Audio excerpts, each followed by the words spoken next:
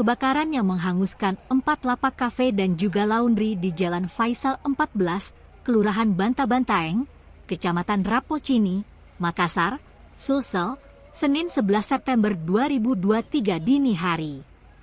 Bermula saat kemunculan api di laundry pakaian dan sepatu yang berada di bagian tengah lapak, sekitar pukul 2 Wita penjaga laundry dan juga kafe saat itu sudah tertidur pulas.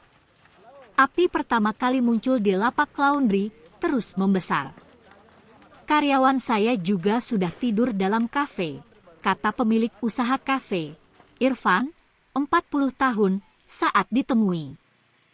Penjaga laundry dan juga karyawannya yang berjaga di kafe, baru sadar setelah api membesar. Baru sadar saat api membesar, panik langsung keluar semua, jadi tidak ada yang terselamatkan, ujarnya. Irfan sendiri saat kejadian sudah berada di rumah. Pas tiba di sini, sudah rata semua, ucap Irfan. Tidak ada korban luka ataupun jiwa dalam insiden itu. Hanya saja Irfan mengaku mengalami kerugian hingga 170 juta rupiah.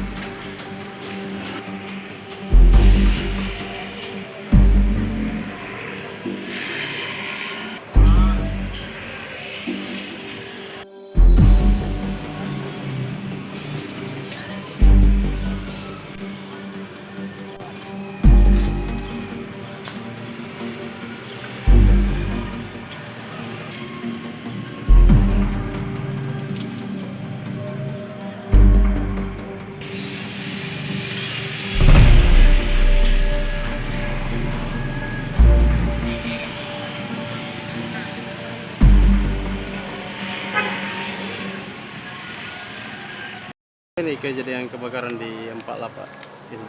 Ya, kejadiannya itu api bermula dari laundry Labaik, terus kemudian menjalar ke yang lain. Sekitar jam berapa kejadiannya? Itu setahu saya, kan saya ditelepon dari karyawan jam 2. Saya sampai di sini tuh sudah Rata, Pak. sudah rata, sudah termakan habis. Ada berapa lapak ini, Pak, yang terbakar? Ini ada 4 petak ini, usaha di sini.